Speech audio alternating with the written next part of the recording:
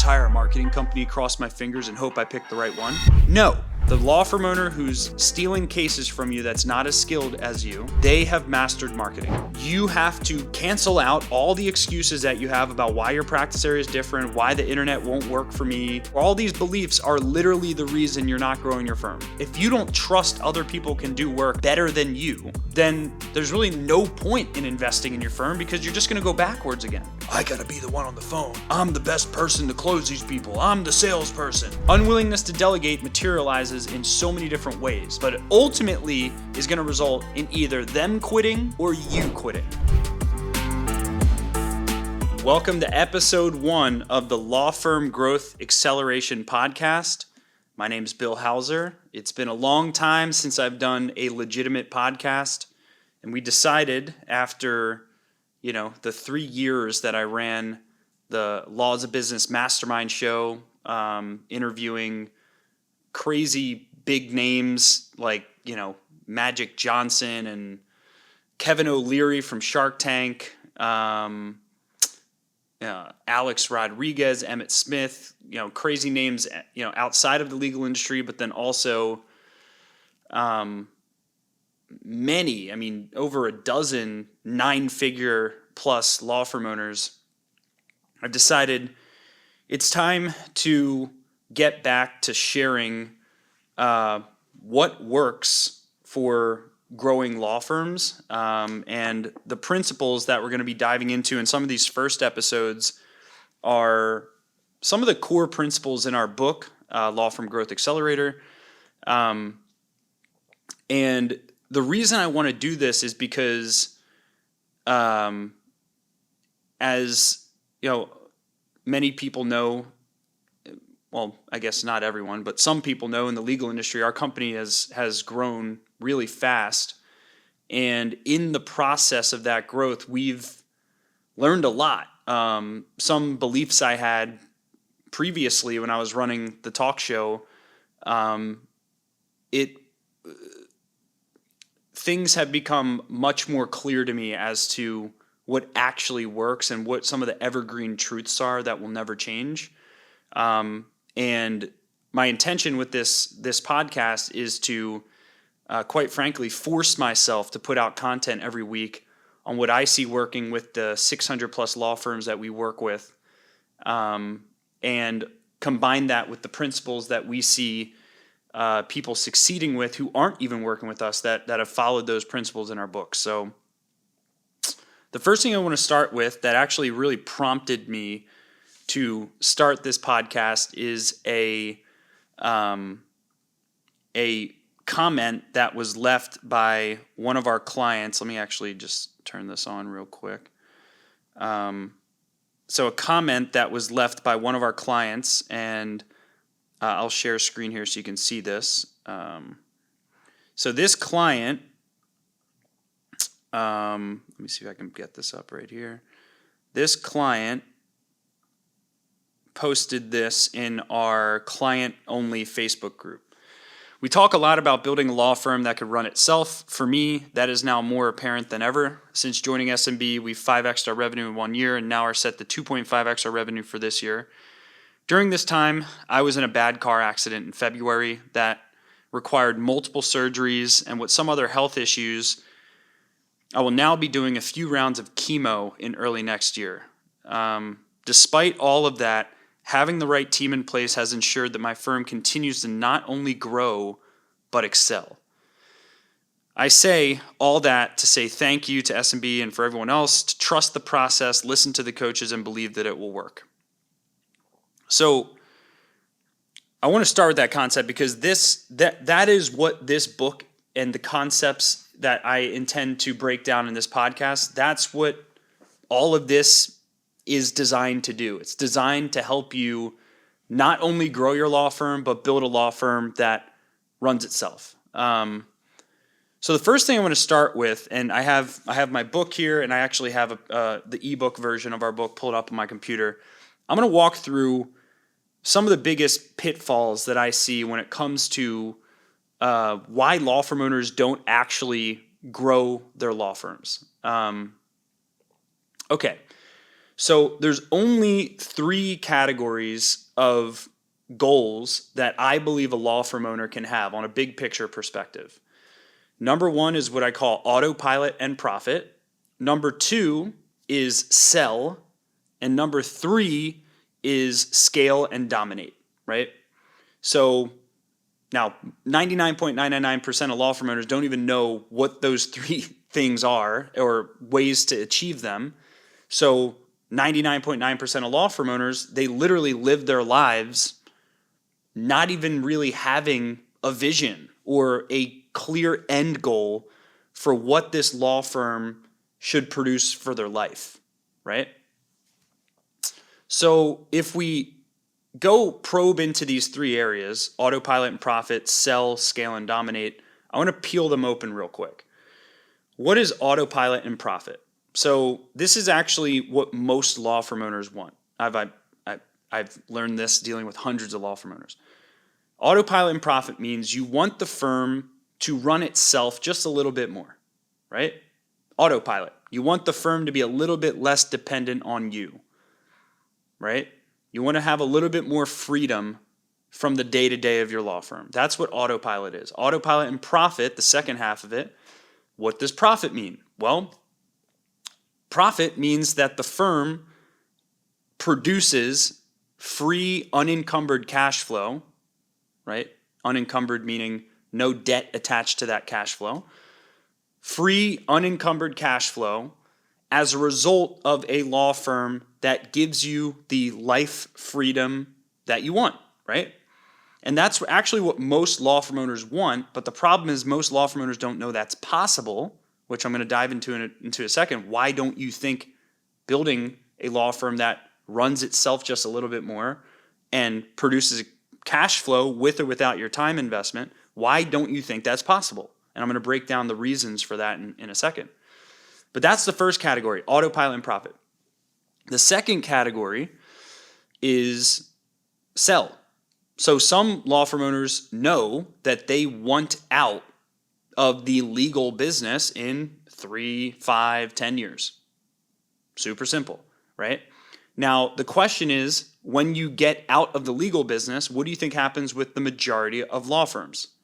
Do you think they sell for millions of dollars and people are banging on their door? Please let me buy your law firm. Your law firm is so well run and operationally efficient. Please let me buy your law firm for $10 million. Do you think that's the case for most law firm owners? No, right? So the sell concept is you want to get out of the legal business in 3, 5, 10, however many years. So you want to build to sell. I actually interviewed the author of Built to Sell when I was running the talk show in the past. And he talks about like the concepts that make your business sellable are the concepts that also help your business run on autopilot, right? The things that build a sellable business are healthy things in a business, right? They're good, healthy things, not being owner dependent, having a rock star team, having systems and processes that can replace you and put out client fires with or without your input. The things that build a sellable business are the things that build a business that runs itself, right? So either you want to autopilot and profit, you want to sell your law firm for X amount in Y number of years, or you want to scale and dominate. You're not focused on work-life balance. You're not focused on how much money you make from the firm, right? Scale and dominate means you want to put the lights out of your competitors. You basically want to win. And I would actually be classified in that category in terms of my motivation with SMB team. I am not a work-life balance person. I do have work-life balance. It's just not my desire. It's a result of the health of the business I built. It's just not my core desire. My core desire is to, my natural default tendency is to grind my eyeballs out and be scrappy and win. That's my motivator. But that's like 1% of law firm owners. 99% of law firm owners are in the autopilot and profit or sell category, right? So if you're not clear on what you want, 3, 5, 10 years from now, right? And you haven't made it measurable and written it down and created a vivid vision around that and are setting goals that reverse engineer from that, like the chance of you reaching that just comes down to luck, right? Do you want to bank your retirement plan or your life freedom, your ability to be with your family? Do you want to bank that on luck? No, most people don't want to bank that on luck, right? So the opposite of banking on luck is conscious, deliberate planning, conscious, deliberate preparation, right? So what does conscious, deliberate preparation look like? Well, what exactly does autopilot mean for you? If you're in that category, like what is autopilot? Well, okay, autopilot, an example of making autopilot measurable would be my law firm will run with less than 2 days of my work input per week. Okay, now we've got something measurable. Now we've set a constraint that we can work backwards from. How are you going to remove yourself from the law firm for 3 of the 5 days of a work week? Or for those of you who are working weekends, how are you going to remove yourself from weekends and 3 working days so that you're only working 2 days a week, and the firm either maintains or increases its revenues and profits simultaneously, which is the second part, autopilot and profit. So my firm runs with no greater than 2 days of my input per week. That's the first category. Now it's measurable. And then the second category would be profit, right? My law firm produces $200,000 a month in profit in addition to my take-home pay. Great. Okay, you can start there, or you could add a 0 to it if you're a bigger firm, right? So now you've quantified autopilot and you've quantified profit, right? Now, like I said, the things that build an autopilot law firm are the same things that build a sellable law firm. Pretty simple, right? So let's talk about the sell category. If your motivation is to sell your law firm in X amount of years, how do these things tie directly together? Well, if your law firm is profiting $200,000 a month, it's not dependent on you, right? It's operationally efficient. It's running autopilot. It's producing a profit. Your law firm's going to be more sellable. So let's say you're producing $200,000 a month in profit. How would you calculate from that a valuation? Well, $200,000 a month in profit is $2.4 million per year in annual profit, right? And let's say you get a 5x multiple. What's that? 5 times 2.4 is 12 million, right? So if you could get your law firm to $2.4 million per year in profit and sell it to someone who buys your law firm, and they buy your law firm at a 5x net profit multiple, or EBITDA, EBITDA, EBITDA, earnings before interest, tax, depreciation, amortization, EBITDA.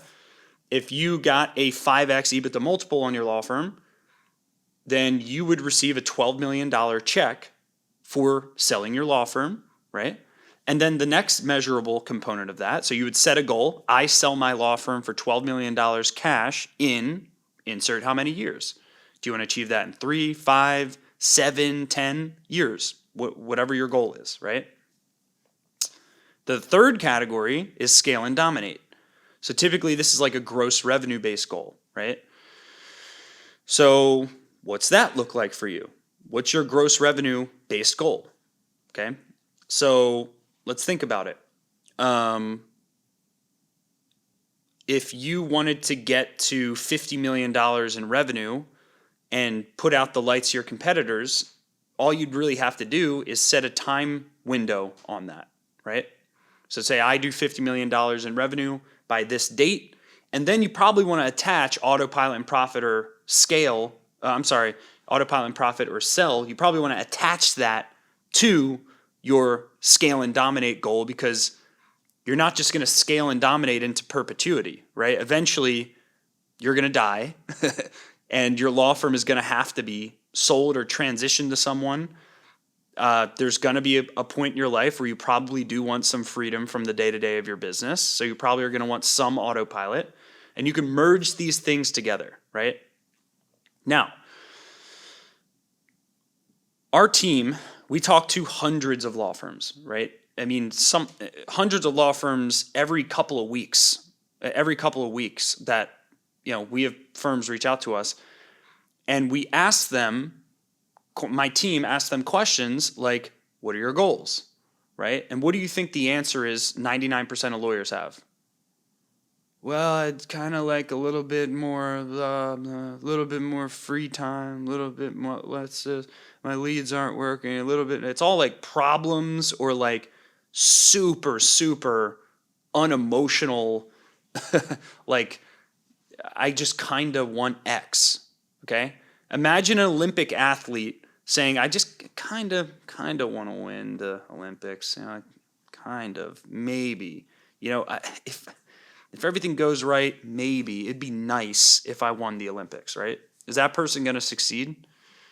So like the hardest thing I always say is getting a law firm owner to the point of burn the ships, right? Now, unfortunately, something bad usually is a great trigger for you getting to the burn the ships mindset. Burn the ships mindset is like, come hell or high water, by December 31st, 2026, I am selling my law firm for $12 million. I will do whatever it takes to get there. And the way I will reach that is by reaching $200,000 in monthly profit, repeating that for 6 months, and removing myself from X, Y, and Z in the day-to-day operations of the firm.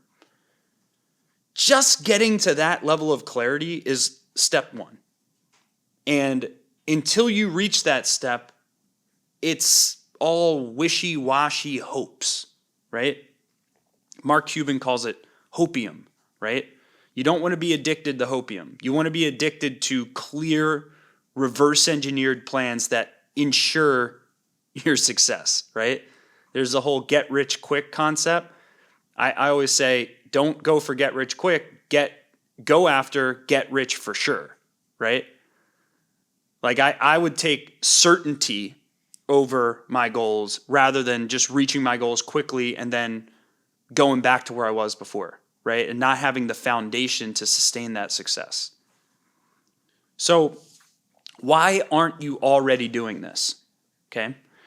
If it's possible to grow your law firm, meaning if somebody else did it in your practice area, which by the way, someone else has, unless you're the biggest law firm in the entire United States or world in your practice area, unless you're that, then someone has grown faster than you. Someone has scaled beyond where you're currently at.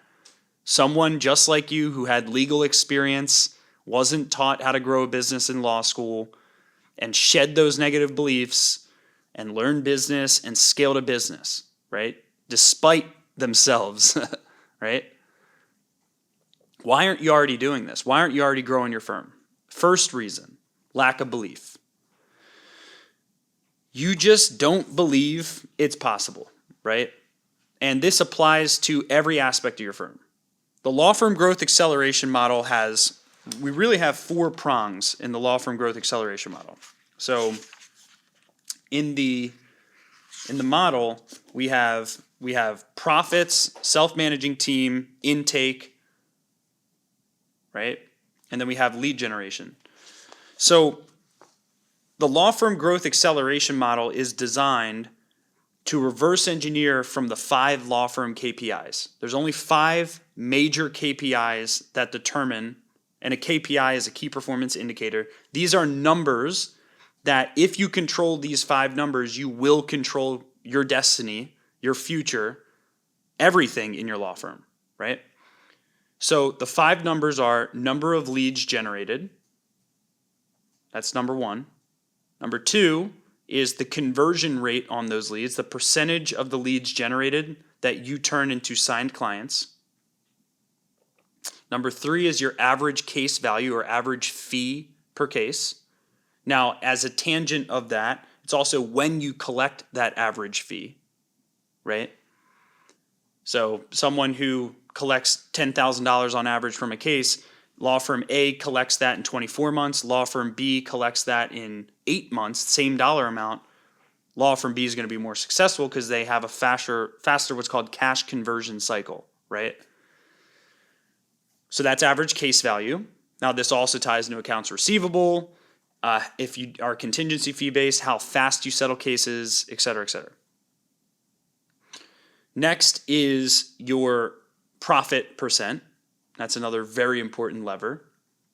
And last but not least is your client happiness measurement, right? So there's these 5 KPIs, the way we measure net promoter score, everything has to be measurable, by the way, in my book, is net promoter score surveys, right? Surveying your clients to rate your firm on a scale of 1 to 10 on how likely they would be to recommend you as a friend. And there's plenty of NPS tools that you can roll out today, upload your client list into, and start having them survey how happy they are with your firm. These 5 key performance indicators, these 5 law firm KPIs that control your destiny and your future, if you become the master of these 5 KPIs, it's impossible for you to be victim to the marketplace. It's impossible for you to be victim to marketing companies.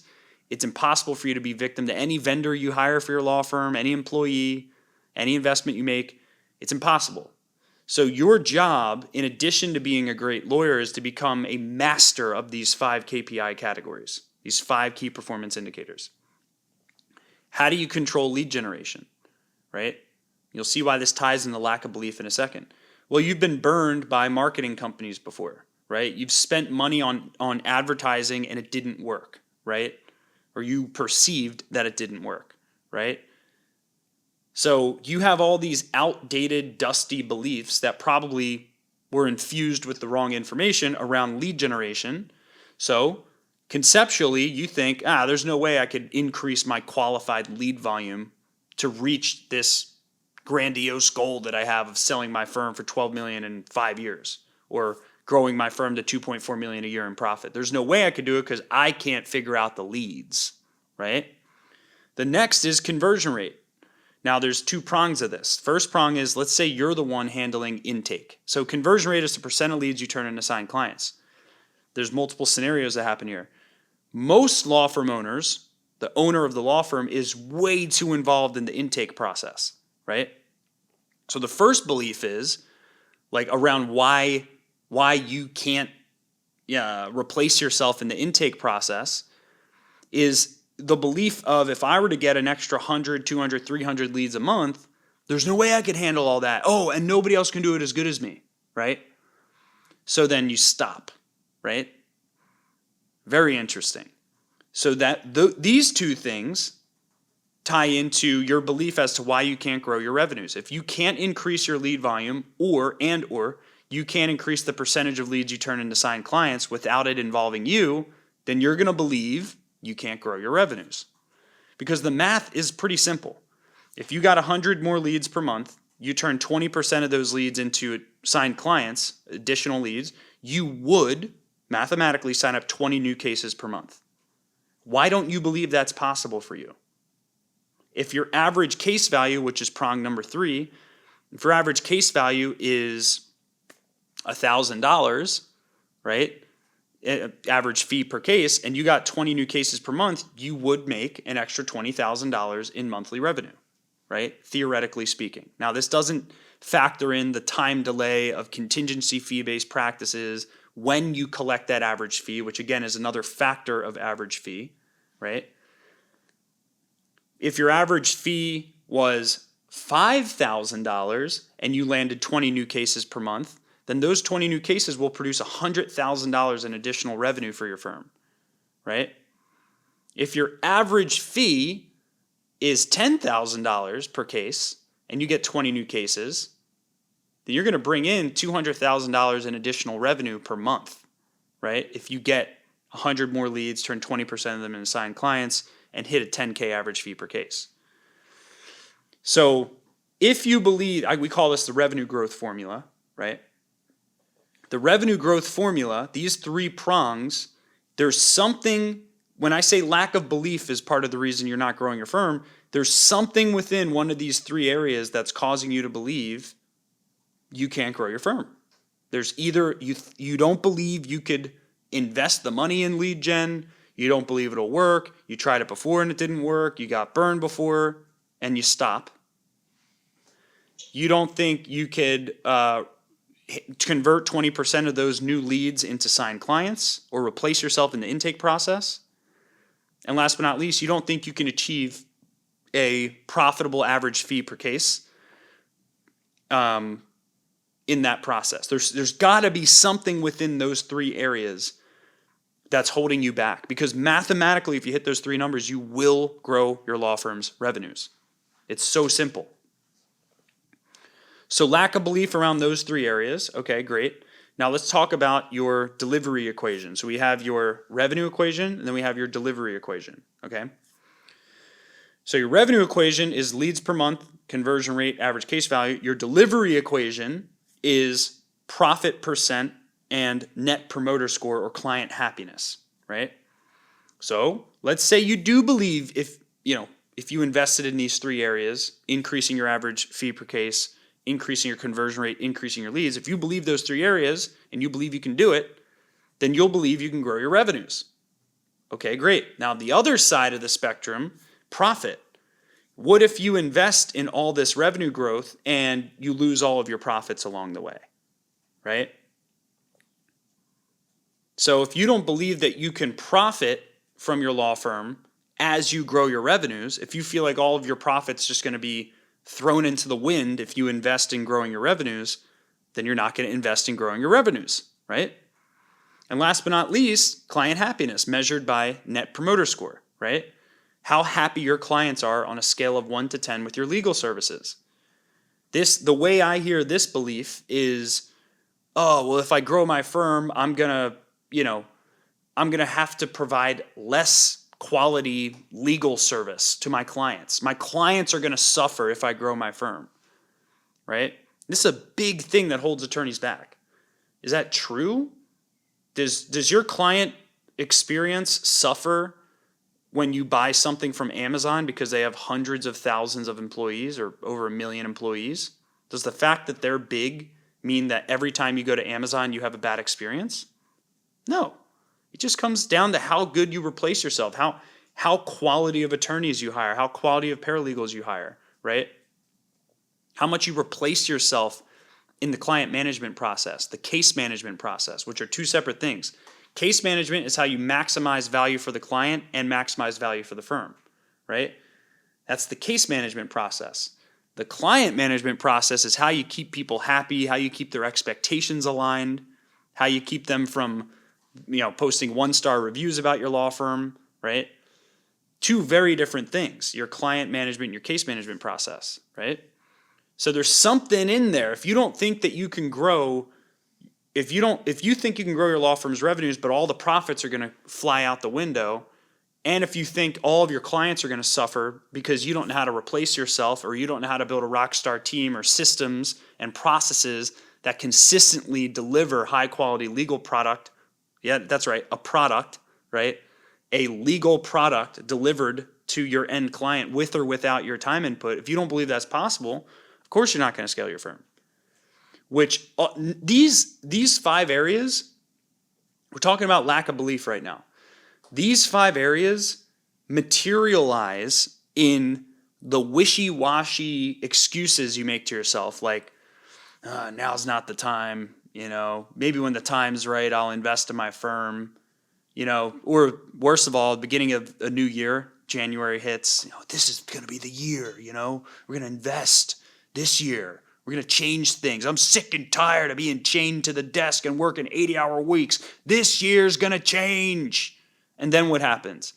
Because these fears around these 5 areas haven't been codified, categorized in your own brain, it creates this general anxiety response. It's like, I don't want to grow my firm yet. Now's not the time. I can't invest the money. I can't invest the time.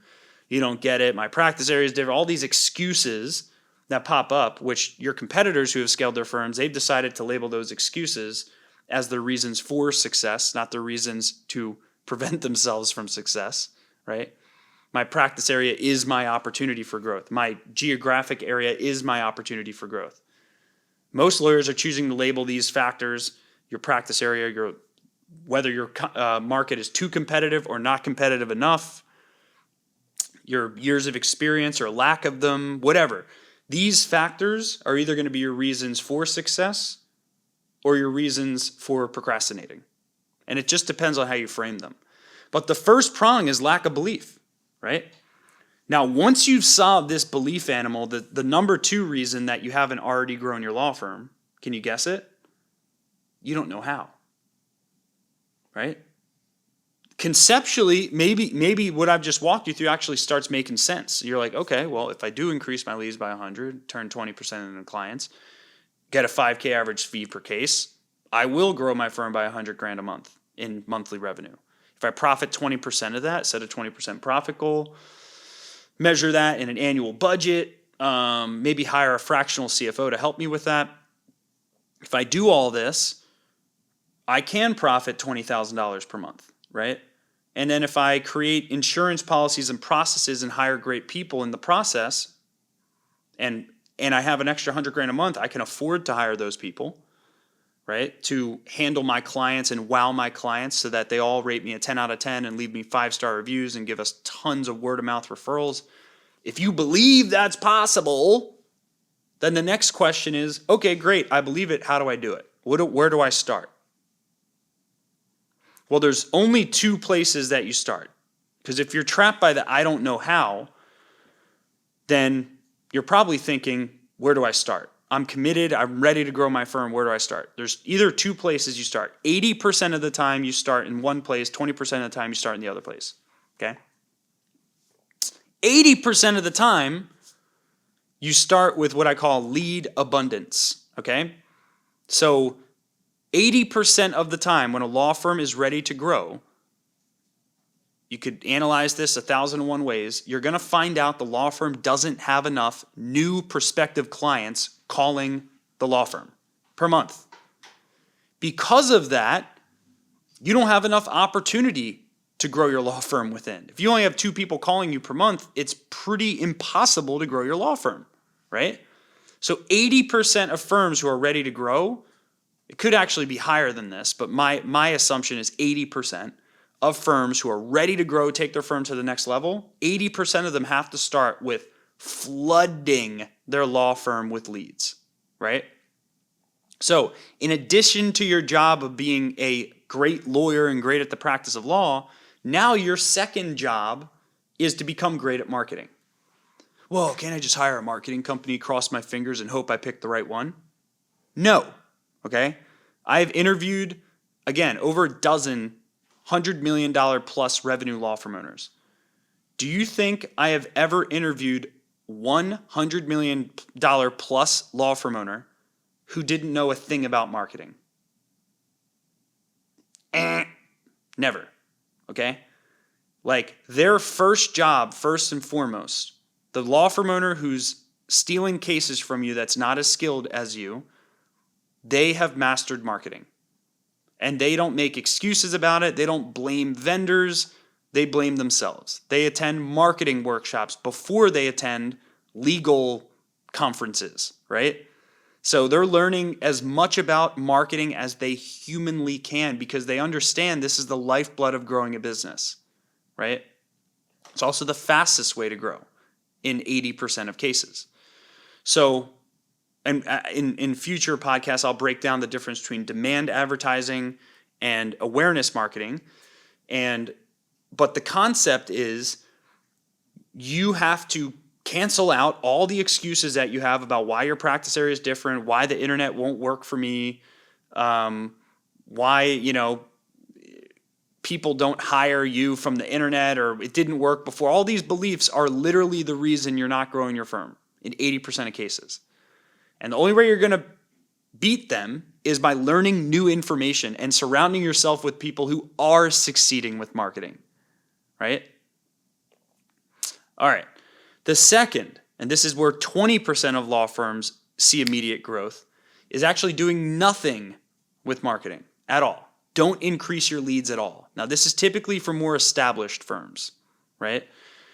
The more established a firm is, the less likely it is that they need more leads in order to see a breakthrough or a growth revolution. So if you're already getting hundreds of leads a month, chances are you're probably not converting enough of those leads into signed clients. you're probably not commanding a high enough average fee per case, or you're probably not profiting enough, right? And maybe you don't have a team of A players. So I either say there's two revolutions that need to happen. 80% of the time, you need a leads revolution. 20% of the time, if you're ready to grow your firm, you need a management revolution, right? How you manage your law firm, your intake process, your average fee per case, your team, right? A management revolution, the beauty of this, if you're in the 20% category where you feel like you have enough leads, you're just not maximizing the leads you have and every case you get and your team's effectiveness, right? If you feel you're in that category, the beauty is it doesn't cost much money to create a management revolution. It just is literally information, right? Information is what can create, I would say, 90% of management revolutions. If there's something you don't know about intake strategy or intake process, literally changing one thing in your intake scripts, that's just information. That's not money. Change one thing in your pricing or billing strategy for clients, or one thing in your marketing positioning if you're in PI to then speak to higher quality potential cases with way higher average case values. One little thing can create a management revolution, right? Just knowing how to poach a high level COO for your law firm, right? It's crazy. Just literally management revolution. You could be one insight, one piece of information away from quadrupling your law firm's profits, quadrupling the percentage of cases you turn into signed clients. And that's awesome because you've already built the base. You've already built the base of that steady lead gen machine, right? So those are the only two revolutions that create that spark for growth. And if you don't know how to create a leads revolution or create lead abundance, or you don't know how to create a management revolution, then you're going to stop, even if you believe it's possible for you, right? The mind of man only gets what you believe and conceive of. Does that make sense? It's from the book Think and Grow Rich. You not only have to believe it's possible, but you also have to conceive. You have to be able to see how it could actually happen, right? Otherwise, our subconscious BS detector gets up. Oh, I could grow by millions of dollars. Your subconscious mind's going to say BS. We have years and years of reference experiences to show that this little belief you have is not founded in any ounce of truth, right? And by the way, you shouldn't trust yourself if you don't have proof in a specific area. And I say that with love. If you haven't already scaled your business to $5 million, $10 million, $20 million, $50 million, and you want to get to one of those points, you shouldn't trust your instincts, right? Because you haven't proven to yourself that you've done it. So therefore, you have to learn through others. You have to learn through our book, all the free YouTubes that we put out, this podcast, other people in the space. Somebody else is going to be giving you the information. Hopefully someone who's done it from experience or has experience doing this for hundreds and thousands of law firms is going to show you a way, right? But don't expect it to come from yourself. Trusting your instincts is insanity if your instincts have not gotten you to the promised land yet.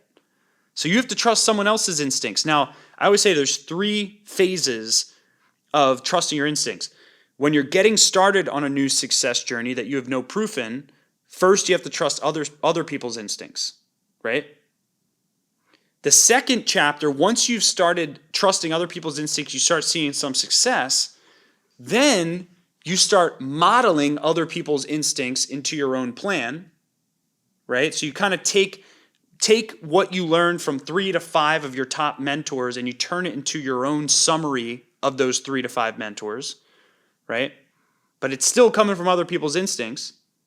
And then the third phase is where you actually trust your own inside instincts, because hopefully at steps 1 and 2, you've proven to yourself that you can do it, that you can see breakthrough success, right? So I don't know how. That's the number 2 reason you haven't already grown your law firm. All right, number 3, this is big. Lack of investment and focus. Lack of investment and focus. Lack of investment and focus. There are 3 things that you can invest on your law firm's growth journey: money, time, and focus. Money, time, and focus. Very simple. If you have number 1 and number 2 solved, so I believe it's possible, so you've solved lack of belief. Number 2 is I don't know what to do, I don't know how to do it. That's number 2. If you've solved those 2, now you have belief, now you know how to do it, how to grow your law firm, you feel like you have a plan, you believe it and conceive it. Okay, now we're left with step 3. Are you going to invest the money, the time, right, and the focus to accomplish it? So let's talk about each of them. Are you actually investing in your firm's growth? What do you think most people look at their law firm's profits as? Okay, 99% of lawyers look at their law firm's profits as their take-home income. They commingle these 2 things, right? So the first goal when it comes to investing money is you have to segment your take-home income goal from what you reinvest in your firm's growth, right? So let's say you want to take home $300,000 a year from your firm, right? But your law firm is, in addition to that, able to profit another $200,000 per year. That extra $200,000 per year becomes your reinvestment money, right? So you take that extra $200,000 and you can basically reinvest that in marketing, intake, or people, right? We use the 20-40-10 rule, which we break down. 20% on marketing, 40% on people, and 10% on your personal development, getting answers, learning the information or lack of it that's prevented you from growing your law firm, right? Lack of investment in money, lack of investment in time. Now, everyone has the same number of hours in a day. So there's no way that you can spend more time working. Now, assuming that there's a constraint on this, let's say that you give yourself, John gives himself 10 hours a day to work, you give yourself 10 hours a day to work, and then the rest is spent on life, right? The difference of where you spend your time is much less about how many hours you spend. It's much more about how you spend your time, right? So when we talk about investment in time, this comes down to, are you spending your time in areas where a CEO would invest their time rather than a day-to-day working lawyer would spend their time, right? So are you spending your time putting out client fires, doing individual casework, right? Or are you spending your time designing a client fire prevention system that doesn't involve you, right? A way to handle client complaints with or without you, or prevent them in the first place, right? Are you designing a system where your team can handle casework, individual casework with or without you? It takes the same amount of time. It actually takes less time to design the system that your team can follow than it is for you to do the work every single day. So lack of investment in time is actually less about working harder. It's more about replacing the low-value tasks that you were historically doing with higher value tasks, and then delegating those lower value tasks to someone else on your team, and then training them and getting them up to where they can get to 80% of your efficiency, right? That's the whole beauty of delegation, right? The last is investment of focus. Most law firm owners are just not focused. They're just going through the motions. This week is just like last week. And they're not focused on these 5 areas of growth: leads, intake, average fee per case, profit, client happiness. Instead, they're focused on, how to just basically repeat the cycle of trapping themselves in the day-to-day work of the firm, right? So focus also means like you're not focused on the law firm itself. You're not focused on the law firm itself, right? So you're focused on, other investment opportunities. Oh, should I get into real estate, crypto? Should I go into a different business? Should I buy this building? Should I, put my money in the S&P 500? You're looking at external investments, right? So you're not focused on the asset beneath your ass, right? The ultimate asset, right? Which is your law firm. So you're just not focused on your core asset, your core investment asset. So you're distracted, right? But if you can come to the resolve that this is my asset, this is going to be the thing that determines my net worth as an individual, this is going to be the thing, this law firm is going to be the thing that leaves a legacy for my family, and therefore I can't afford not to invest the money and invest my time in the right areas. I can't afford not to do that, right? Once you get to that state, you will solve this lack of investment and focus problem, which is problem number 3 of why you haven't done it already. Unwillingness to delegate is number 4. Unwillingness to delegate. So let's say that you believe, the first 3, you believe that you can do it. You now understand a plan to do it, and now you're investing accordingly. And let's say you're investing way more money in marketing, you're hiring people, but you just can't stop micromanaging. You can't let go of the casework. You can't let go of intake. What's that mean? Well, it means all of your top performing people are just going to quit. And all these people that you hired and all the money that you invested in your firm, it's either going to cause people to quit if you're unwilling to delegate, or it's going to cause you to quit because your head is going to spin off. If you don't delegate, if you don't trust other people can do work better than you, if you don't trust that, then there's really no point in investing in your firm because you're just going to go backwards again. Let's say you get an extra 100 calls a month and you still tell yourself, I got to be the one on the phone. I'm the best person to close these people. I'm the salesperson. You keep telling yourself that long enough and you get an extra 100 leads a month, eventually you're going to turn off your marketing because if you're taking all those extra 100 calls a month, you're going to stress yourself out. Or let's say you do hire someone to handle those extra 100 calls a month. And then you micromanage them and you never let them do their job. And you have to come in and save the day every time when they get an objection from a client or they can't handle the client's questions as good as you. And you hop in and you basically demoralize them by micromanaging them and showing them you're better than them.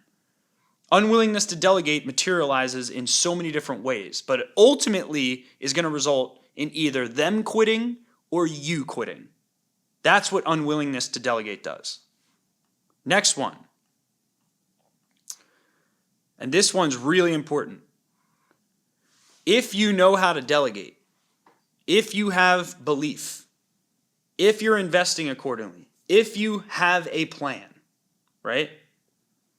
Then it comes down to strategy. Not having the right strategy. So let's say you believe all these things, you know how to grow your law firm, you have all this stuff firing on all cylinders, right? But your strategy is, I only want this specific type of case. And there's only like 5 of these cases in the United States per year, right? But that's my case because that's what I've done in the past. And you're unwilling to adjust your target client type based on what's most scalable, right? That's probably the wrong strategy if you want to create a business that works with or without you, right? I'll give you an example in like criminal defense. Much easier to scale a mid-market average fee criminal defense firm than it is to scale a felony criminal defense firm or firms that do an average fee of $50K. Because you got to figure out what is the most scalable case type that you can go in on this legacy business that you're building, right? So like in the criminal defense world, like your DUIs, your average theft cases, stuff like that, you can create scalable systems for that to replace yourself. Hire other attorneys to do all that work. But if you pigeonholed yourself in some magical case type, right, that makes it impossible to replace you because it's such a niche expertise that you have, it's going to be really hard to scale. So that would be like a practice area strategy constraint, right? Having the wrong strategy. The other one would be having the wrong geographic area. right? What? Well, if I grew up in this market, then, doesn't that mean that's where I have to create my legacy for my family? No. Like, you could have your little local firm in your local market, but if you're in a population of 1,000 people in northern North Dakota, it's really hard to scale a law firm because there's no demand, right? So you have to find a middle ground from a geographic perspective and a practice area niche perspective strategically to where you can actually win, right? Some people law firm owners will spend their entire lives being constrained by something in their strategy, right? Or a lack of something in their strategy, right? So these are the reasons you haven't done it already. And my invitation to you is to ask yourself, are you serious about growing your law firm? Can you find yourself within one of these three areas? Can you find yourself within autopilot and profit? Find yourself within the sell, the scale and dominate category. Can you encapsulate this in a written statement and a number of exactly what success will look like, right? Once you've done that, can you learn information and surround yourself with people who will support the belief that you can do it, support giving you the know-how on how to accomplish growing your law firm the right way within the 5 law firm KPIs, right?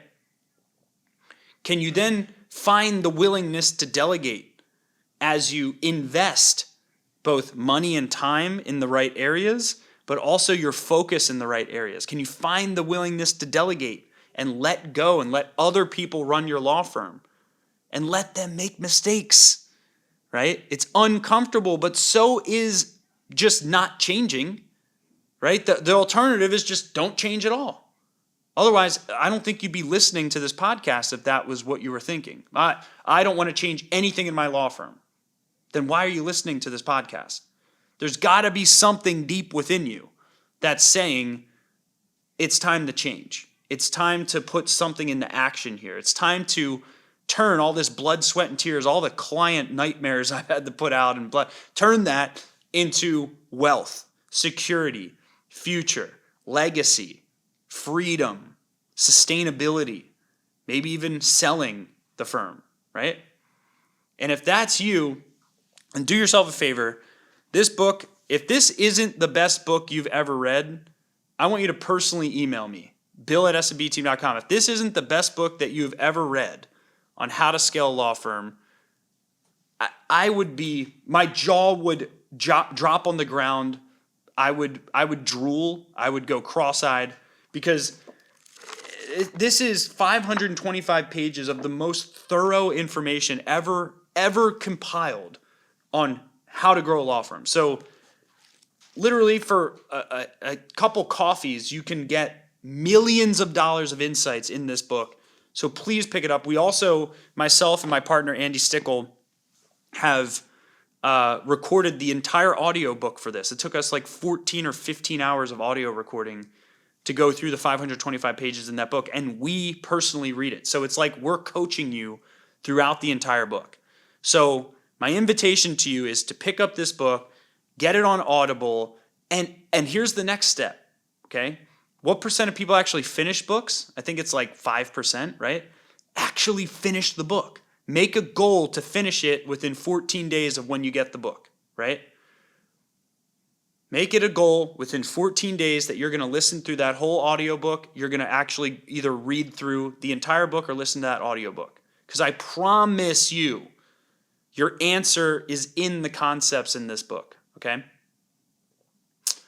So what I want to know from you is, this is the end of our first episode. What I want to know from you is, what are areas that you want me to go into on our next episodes, okay? So please email me, bill@smbteam.com. I want you to email me personally because as we're designing the concepts of this podcast, I want to make sure that I'm not going too advanced. I'm also not going too beginner. I want to know from you what topics, what questions am I not answering? I mean, if I don't hear from you, I'm just going to go through all the core concepts in this book. But I want to hear from you. What are the questions we're not answering that we could help you unstick yourself in either lead generation, intake, average fee per case, profits, hiring A players to run the firm without you, making clients happy at scale, targeting the right cases through your marketing, whatever it is. So please let me know. We're going to do these every week going forward, so make sure you stay tuned for our next episode. And I'll see you in the next one. And please reach out to me, tell me what we need to go into next. And this is the end of episode 1 of the Law Firm Growth Acceleration Podcast, and I'll see you in the next one.